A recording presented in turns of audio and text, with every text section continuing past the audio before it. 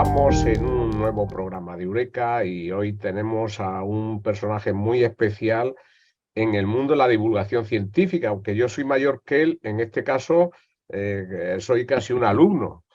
Esto ocurre con cierta frecuencia. Pues nuestro personaje de hoy es Javier Peláez, es escritor y comunicador científica. Hoy está aquí básicamente para hablar de su último libro, 500 años, 500 años es tu anterior libro. Hoy El primero, eso fue el primero, sí, sí. Que también planeta, podemos hablar si quieres, ¿eh? vamos a centrar el planeta océano porque si no, no vamos a dar de sí. Y bueno, pues colabora, por ejemplo, con el magnífico programa El Cazador de Cerebros, él es guionista y sobre todo para mí, que es cuando lo conocí, era en el blog Amazing, creo que era, ¿no? Amazing. Amazing se llamó la primera vez, sí, antes de llamarse Nauka se llamaba Nauka. Amazing. Pues ahora es Nauka, que si tenemos la oportunidad, si nos da tiempo, lo comentaremos al final, que para mí es el mejor blog de divulgación científica. Y tiene además un premio Ondas al mejor programa de radio digital, o sea que esto es ya palabras mayores. Pues diciendo todo esto, pues vamos hoy, como he comentado, vamos a centrarnos en su libro, en su último libro, que es Planeta Océano, de la magnífica editorial Crítica, y él es Javier Peláez, insisto. Bueno, si una civilización mira a nuestro planeta a decenas o miles de años luz y tuviese capacidad tecnológica, lo que vería realmente es un planeta azul, no un planeta verde. Lo que vería es un planeta azul y ese azul lo produciría el agua, porque en nuestro planeta la mayoría es agua, al menos 2/3 partes. Entonces estamos en el planeta océano. O sea, no está mal, cuando hablamos del planeta océano estamos hablando de la mayoría de la superficie del planeta de alguna manera. Realmente es un libro que está dedicado a la navegación, básicamente. Lo que pasa que es un libro, para mí me ha parecido fascinante porque sobre un eje principal, que es la navegación, pues introduce muchos temas anexos o que aparecen a lo largo de la narración, que dicho sea de paso, se puede leer de un tirón o se puede coger por temas y volver atrás, adelante, que de alguna manera es lo que yo he hecho. Primero me fui a los temas que más me interesaban y después me di cuenta que había temas que había pasado y que y al leerlos me interesaban casi más, ¿no? Bueno, pues hablando ya de esto, vamos a empezar un poco primero con el libro y casi por el principio.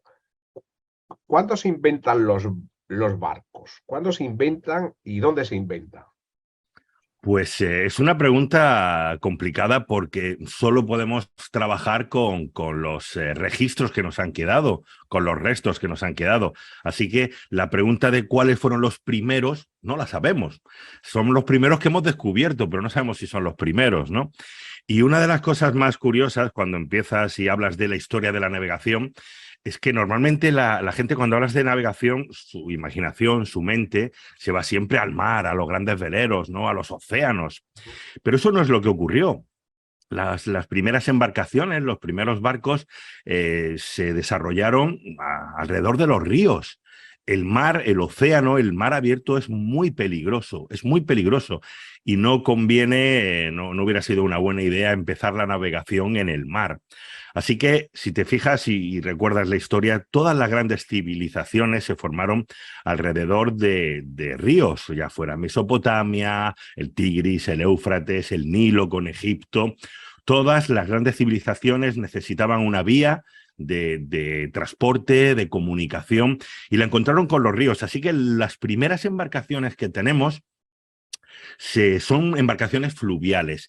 Y las que tenemos por ahora, pues se han encontrado en lugares bastante curiosos, porque la más antigua que se conserva es la canoa de Pese, es una canea monóxila, es decir, es un tronco grande, excavado para hacer un hueco de una sola pieza, de viene la palabra monóxila, y está en torno a unos 10.000 años. Se encontró en Países Bajos, cerca de una región fluvial, y la segunda, que está en torno a 8.000, pues ya la encontramos en África.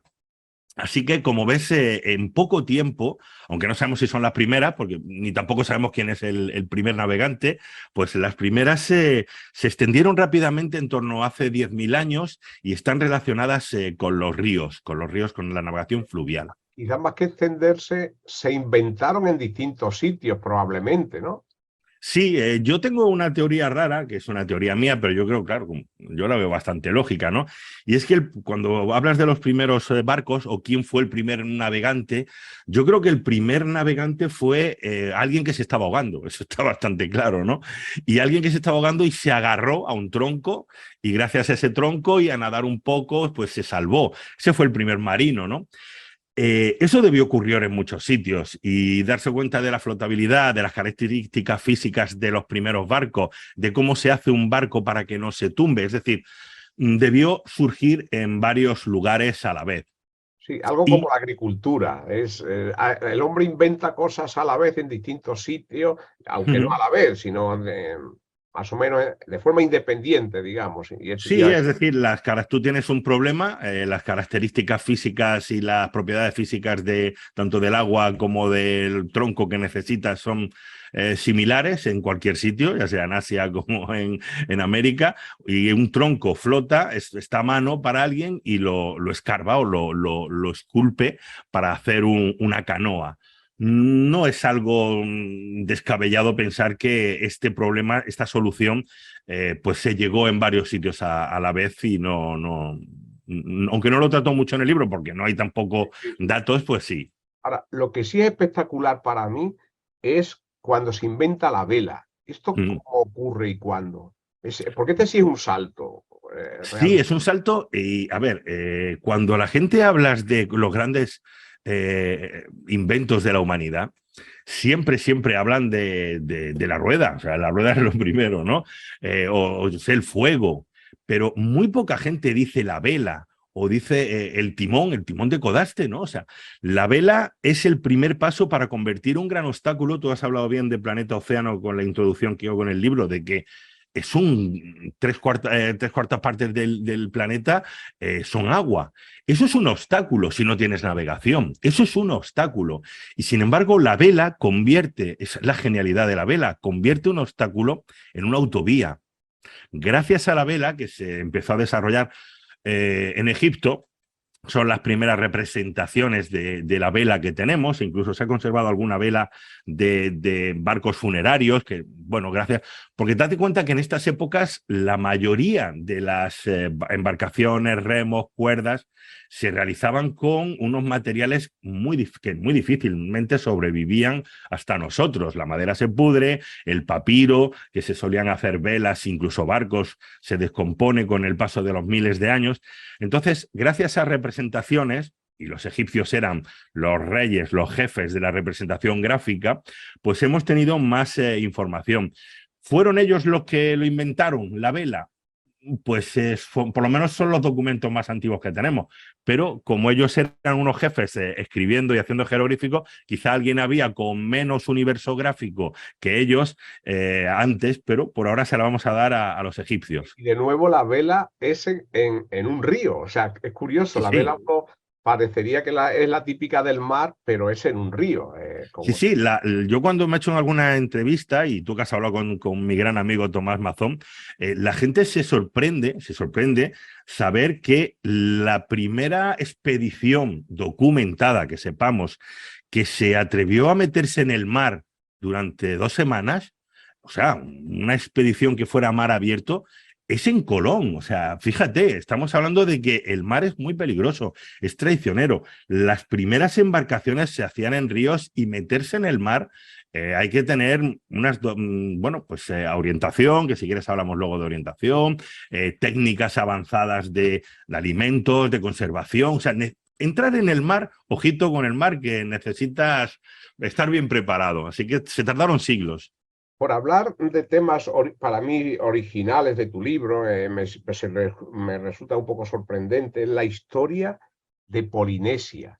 Mm. Esos son, a mí me llama muchísimo la atención, son centenares, de hecho son miles de islas, Ujú. y viven entre ellas y se comunicaban ya con una facilidad enorme. ¿Cómo, ¿qué sucede en Polinesia? Y además inventan los catamaranes, técnicas de navegación muy sofisticadas. ¿Qué hace tan peculiar esta civilización? Por la llámale de alguna manera. Ujú.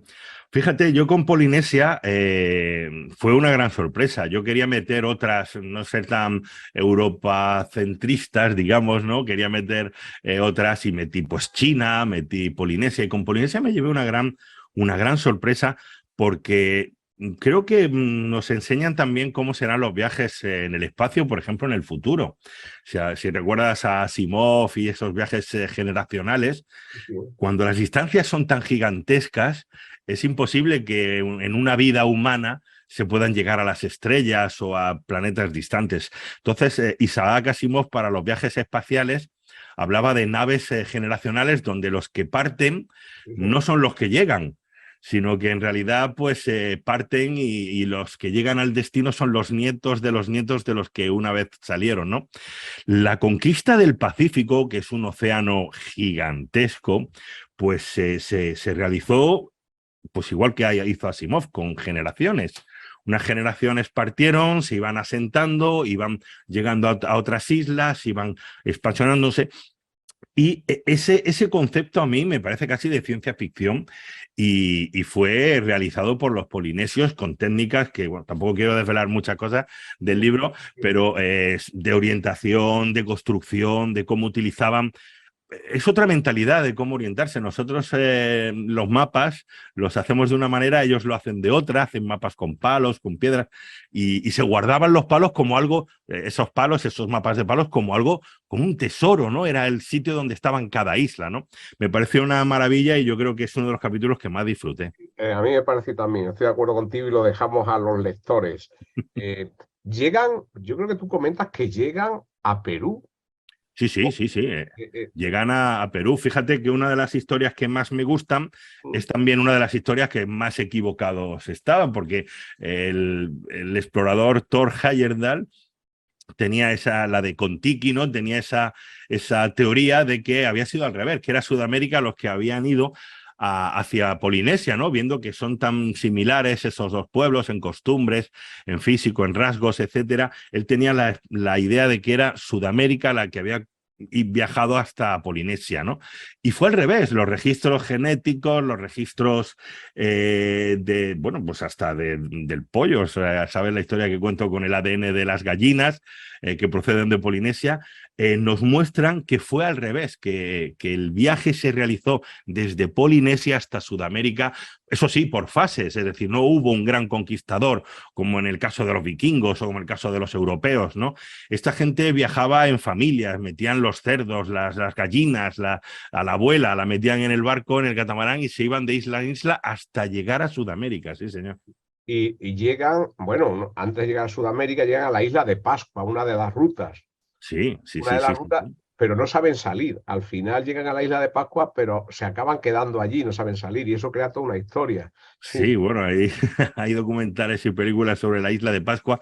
Yo he intentado, fíjate que la isla de Pascua estuve yo muy tentado de meter una historia un poco más completa en el libro, pero como te dije, yo al principio lo digo en el libro, ¿no? Es imposible escribir una historia de la historia de la navegación, porque se te van a quedar cosas fuera siempre. Cada uno pues escribe la suya, la que él le interesa, ¿no?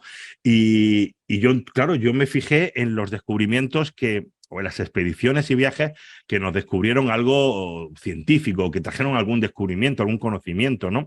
Pero claro, luego hay historias enormes. Yo dejé fuera todo lo naval, todo lo militar, los naufragios del Titanic, etcétera. Y la isla de Pascua, te juro que estaba yo a punto, digo, la meto porque es preciosa, ¿no? especial. Cómo se quedan sin árboles, es una historia. Pero al final digo, no, hay muchos libros y esa la voy a dejar fuera. Aquí tengo una curiosidad que no aparece en tu libro. Yo no sé si tú sigues residiendo en Tenerife, pero bueno, es lo Sí. de menos.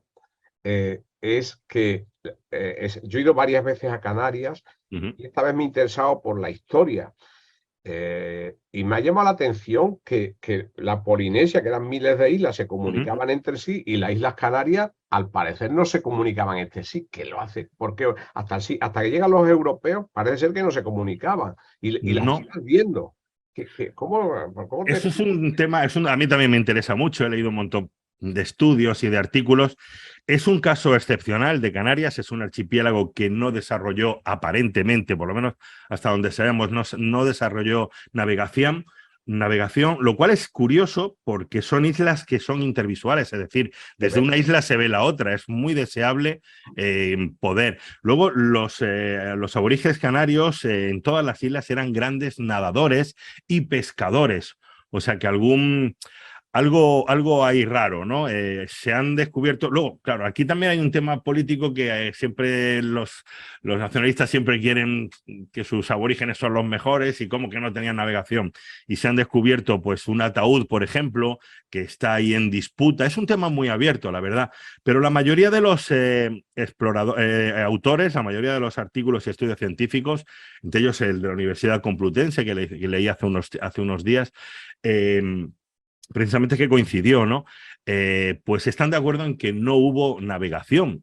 Es curioso, pero bueno, tampoco hubo escritura. O sea, es que es un pueblo bastante curioso, y tenían unas técnicas funerarias impresionantes. Y astronómicas. Y astronómicas, exactamente. O sea, y tenían el risco.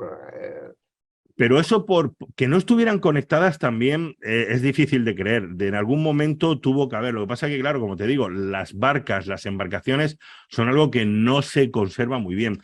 Escritos, por ejemplo, de castellanos que hay algunos que dicen que tenían botes, evidentemente, para pesca o que tenían algún tipo de canoa. Ese ataúd que se encontró, pues también está en debate, pero la verdad es que es raro, ¿no? Es muy raro, es una cosa que en casi todos los archipiélagos, tú fíjate, en el libro cuando hablo de Roma y de Grecia, tú fíjate, Grecia, toda la orografía de un imperio o de una civilización puede cambiar su manera de tratar el mar. Roma era terrestre, Roma le tuvo un respeto enorme al mar. Ellos hacían carreteras, hacían infraestructuras, hacían calzadas. Los romanos, los héroes romanos eran gladiadores, eran conquistadores. Sin embargo, Grecia, que es un archipiélago, todos sus héroes eran navegantes, eran gente que iba a hacer una odisea, iba en barco a descubrir el vellocino de oro, Odiseo, Hércules, en fin. Y aquí, sin embargo, es un archipiélago bastante raro donde evidentemente vinimos, estos son islas volcánicas, alguien en el siglo V antes de Cristo llegó aquí, supuestamente fenicios y bereberes, según los últimos estudios genéticos, aunque no se descarta que también Roma también trajera aquí pero luego ya no hubo navegación durante casi 1000 años o hasta 1500, 1400, hasta el siglo XIV que empezaron a llegar los europeos, portugueses y españoles. O sea que es un archipiélago bastante curioso. Pues yo lo único que puedo decir que yo he ido varias veces y es fácil, es precioso, es de los sitios que uno, sin salir de España, es increíble. O sea, es un viaje que yo repito porque cada isla me sorprende. Aprovecho para decir eso porque es la realidad. Y mira, otro salto que de tu libro que me ha comentado mucho la atención, por el progreso tan enorme que se dio, siglo XV principio, es el caso de Zheng He. Sí, China. Este Sí, que sí, sí. inventa varias cosas sorprendentes, ¿no? Sí, nosotros, como te digo, somos muy europocentristas, si se puede decir, ¿no? Estamos muy centrados en la historia de Europa y hemos olvidado algunas civilizaciones, por eso yo quiero meter en el libro la Polinesia, quiero meter algunos pueblos bastante curiosos. Y el caso de esa década milagrosa de China, porque China siempre ha sido muy cerrada, pues resultó realmente increíble que unos cuantos años antes que Colón, China hiciera barcos de 100 metros de eslora, que incluso hoy no hay barcos de madera más grandes que los que se construyeron. Compartimentados. O sea que, Exactamente, los famosos compartimentos que aquí en Europa no llegaron hasta el siglo XIX y que son el tan timón famosos. de Codaeste, ¿no? El timón de Codaste, que ahora mismo es el gran timón, el timón que predomina en todas las embarcaciones. Pero no solo eso, es decir, intentaron luchar contra el escorbuto. Llevaban una flota de docenas flotas de cientos, se puede decir, de cientos de barcos en alguna de las expediciones. Barcos tan gigantescos que algunos estaban especializados en barcos granja, barcos que se cultivaban verduras para intentar que el escorbuto no fuera tan... O sea, esos viajes del almirante Zengé son algo bastante desconocido. Luego, encima, se lo han quedado esta historia tan buena y tan interesante como es la de Zengé y los viajes por el Índico, se la han quedado y la han tratado siempre los más magufos del mundo, los más Iker Jiménez, etcétera, y han revuelto y han inventado y han exagerado y han dicho incluso que Zengé llegó a América antes que Colón. O sea, es una historia tan olvidada y, por otro lado, tan maltratada y tan mal contada que a mí me apetecía mucho incluirla en el libro. Y hay un aspecto de esta historia que a mí me ha llamado mucho la atención, es que de alguna forma la relaciono con la actualidad. Esto, Zengé, que era, creo que trabajaba para el emperador Zudi, que la forma de que no llega a conquistar nada, sino que lo que hace como ostentación de su fuerza y de alguna forma se adueña, de alguna manera, acaban que determinados pueblos trabajen para ellos en base al prestigio. ¿Qué es lo que está sucediendo ahora? De alguna manera. Sí, sí, aquí Zengé lo que hacía era llegar con 100 barcos, una superioridad impactante, y claro, ante esa superioridad la mayoría de las veces no tenías que combatir, ¿eh? Zengé también estaba preparado para combatir, lo que pasa es que, claro, no combatió nunca, según tu cuenta. sí combatió contra piratas, limpió el Índico de piratas, o sea, sí, cuando le convenía sí usaba la fuerza, No pero ocupaba, no era un conquistador al uso. no, a él como a muchos, como dices tú, como en la realidad, le gustaba más los impuestos y la superioridad táctica de poseer y de ver algunas estas que en realidad gobernar, porque gobernar era bastante complicado desde lejos. China ahora que compra la deuda pública de los países. Sí, casi, casi. Y al final está muy bien traída la idea. Y bueno, aunque esto lo pasamos muy de largo, pero me gustaría tu opinión porque lo hemos tratado aquí y a mí me parece el viaje más fascinante de la historia, que es la vuelta al mundo. ¿Tú cuál es tu opinión sobre esto? Hombre, la historia, a ver, tanto cuando llegamos a ya temas serios como Colón, como Ojeda, como, no sé, como Magallanes, Elcano, de la Cosa, etcétera, es muy complicado, y más ahora que hemos pasado hace unos años el 500 aniversario, yo me planteé que es muy complicado contar algo nuevo, ¿no? Es decir, ¿qué cuentas nuevo de Colón? O que no se haya escrito ya, o por lo menos que sea más desconocido de Magallanes, ¿no? Y más con el 5.º aniversario aquí a la vuelta de la esquina, ¿no? Bueno, pues lo que yo hice en este caso es buscar algo que se desconociera, que estuviera más oculto, ¿no? Y mira, ahí me ayudó bastante Tomás Mazón, porque yo dije, ostras, hay una embarcación aquí que es la Trinidad, que tiene una historia equiparable, si no más increíble que la del Cano y su vuelta al mundo, porque estos marineros también dieron la vuelta al mundo, ¿no? Entonces yo me dedico a contar la historia de la Trinidad y todas sus penurias y desventuras, y bueno, y evidentemente también cuento a Magallanes y Elcano y lo explico perfectamente en el libro, pero como que siempre busco no ser demasiado obvio y hablo de la Trinidad. Por supuesto, vamos a ver, el viaje de Magallanes trajo lo que hoy conocemos como globalización.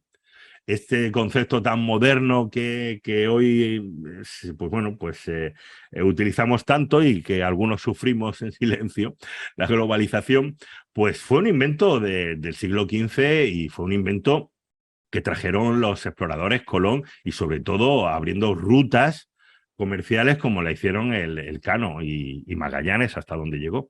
Sí, sí, que es sorprendente porque eso sí, tú pones en un sitio, citas una frase de Attenborough de que qué pena que el mundo no sea el doble de grande y quede parte por descubrir. Pues realmente es lo que hicieron ellos, o sea, se encontraron con a mí me parece porque yo he estado en el sur en el estrecho Magallanes, aunque lo veas en un mapa no eres consciente si no lo ves allí, dice, pero bueno, pero si esto es un auténtico laberinto. Sí. Para mí me pareció de un riesgo enorme y aquí me suscita otro tema que tú planteas en tu libro y tiene que ver con lo que has comentado antes de Asimov, de los viajes súper largos. Lo que yo creo que no somos conscientes es en la travesía lo que son los confinamientos. Uno de los problemas más gordos, tú has comentado los viajes futuros, si es que llegan a hacerse de generaciones, cómo mantenerse, que es uno de los problemas, cuando tú te subes a las réplicas que hay de la Victoria y todo esto, pero bueno, ¿cómo había aquí 70 marinos si no se cabe?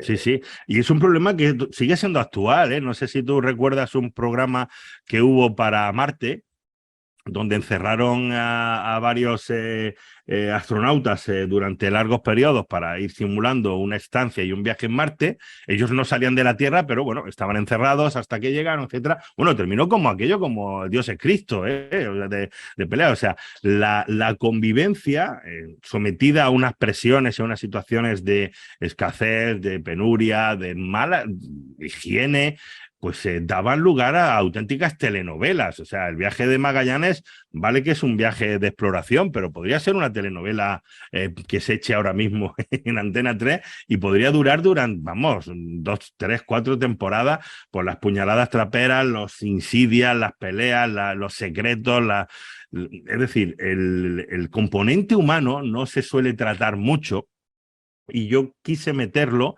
porque es que ha definido bueno, pues el devenir de expediciones completas. Es decir, traiciones, motines estaban a la orden del día. El capitán perdía la autoridad porque dos oficiales rumoreaban por la noche en secreto en la bodega y al día siguiente la expedición o sea, entonces creo que es un elemento que no se ha tratado bien. Y bueno, yo hago el ejemplo del Gran Hermano, de aquí cómo empezó, pero es que era un Gran Hermano en peor todavía, Gran porque ni Hermano, había...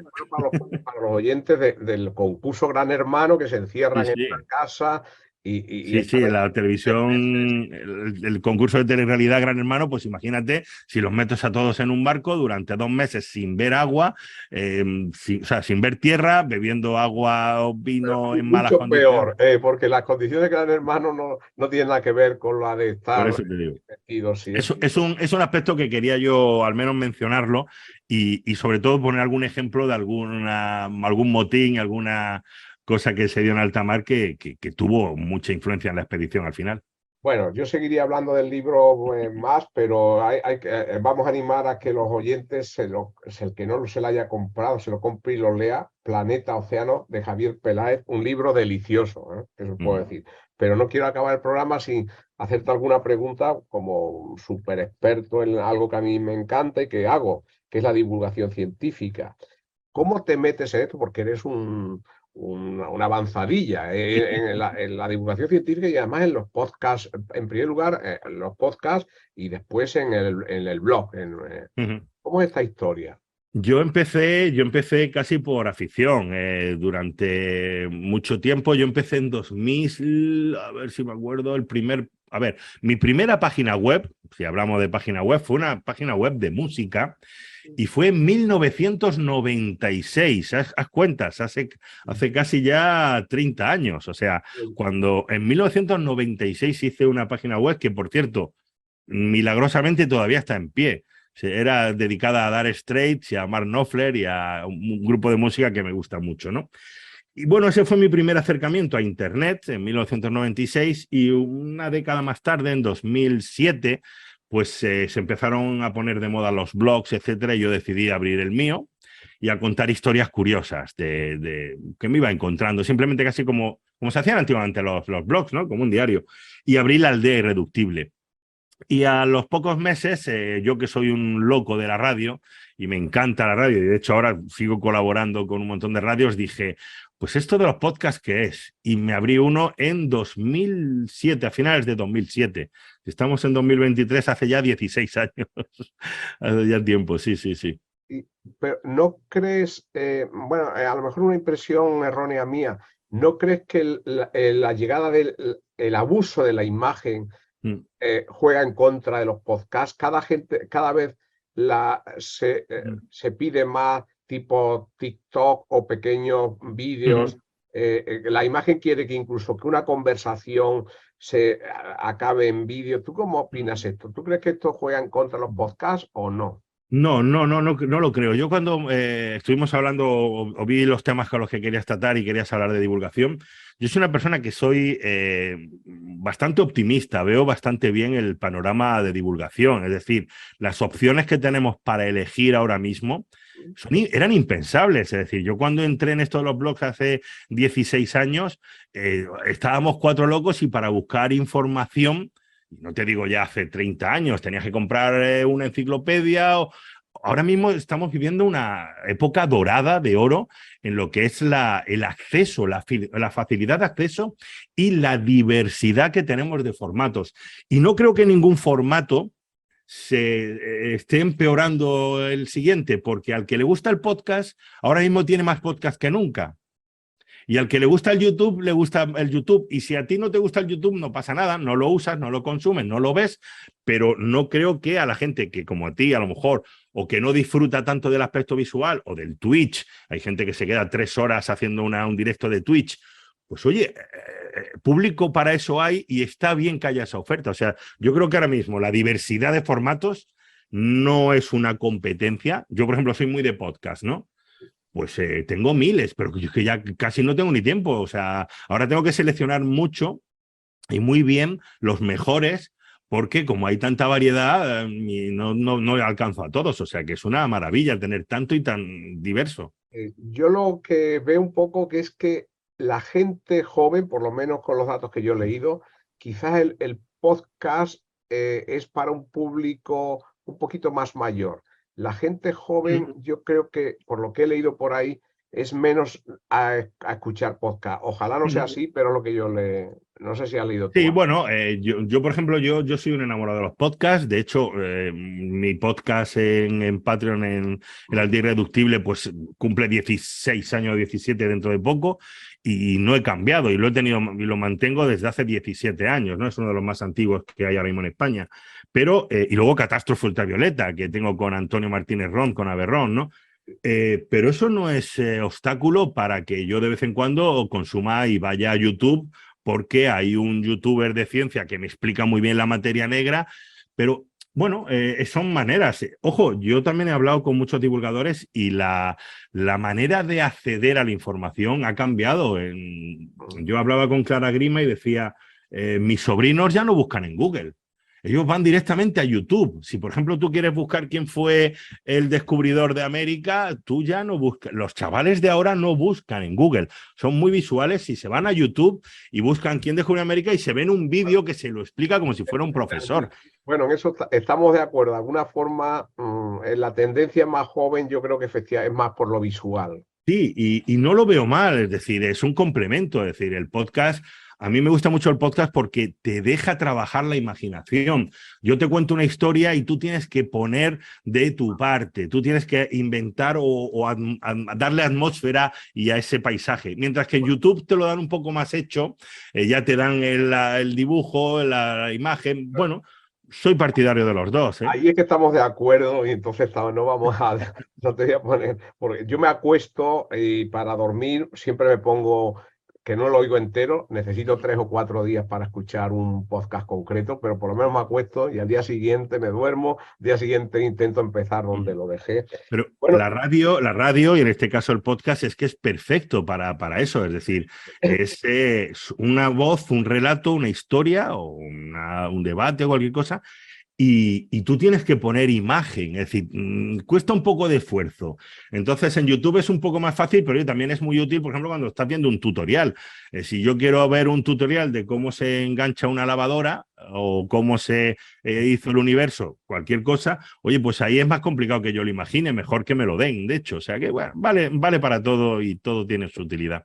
ya para acabar, cuéntanos algo de Naucas, que tú eres de los que lo crean, Naucas, y cuál es la situación actual. Pues bien, muy bien. Naucas, como dices tú, yo soy uno de los tres creadores de Naucas, de los tres fundadores. Está Antonio Martínez Rom, Aberrón, está Miguel Artime, Michael Knight en redes, y luego estoy yo, que un buen día lo fundamos hace ya, pues en 2009, 2010. Pues sí, llevamos ya también 13 años, somos viajetes, ¿no? Y bueno, pues ahora mismo nuestra actividad se mantiene, seguimos con los blogs. Es cierto que los blogs han caído, eso no se puede negar y ahora mismo mantenemos 12 blogs y algunos están ahí, hombre, guardando toda la información que se escribió, el de Clarabrim, etcétera, pero están poco activos. Luego hay otros como Francis Villatoro o como Daniel Eureka que son muy activos y escriben todos los días porque Naucas es una red de blogs también, que albergamos hasta 12 blogs. Y luego pues estamos haciendo cada vez más eventos en directo y en gente pues, con teatros, hacemos Naucas Bilbao. Ahora, por ejemplo, que va a ser el día de Pi, el día de las matemáticas, el 14 de marzo, pues haremos un evento en Bilbao, en Naucas. Es decir, Naucas se está organizando, tomamos la decisión, yo creo que muy correcta, desde todos los formatos que hemos hablado, porque podíamos habernos metido a youtubers o yo qué sé, pero quisimos llevar la ciencia de manera directa haciendo eventos, ¿no? Yo creo que fue un gran acierto y cada evento de Naucas se sigue llenando después de tanto tiempo y los formatos de eventos cada vez son más. Este año vamos a hacer nuevas ciudades y en eso estamos, organizando Naucas Bilbao, que es una gigantesca, Naucas Valladolid, Naucas Palma, en fin, haciendo eventos por todos lados y luego pues manteniendo la actividad en el blog y escribiendo, en fin, haciendo lo que nos gusta. En realidad, Naucas es eso, no es otra cosa, sino lo que nos gusta. Pues nada, oye, pues ya hemos cubierto el tiempo y yo creo que espero que los oyentes les haya encantado tanto como a mí y gracias por habernos cedido tu tiempo. Muy bien, muchas gracias a ti. Nos leemos en Naucas, que tú también eres un buen colaborador de Naucas, así que encantado.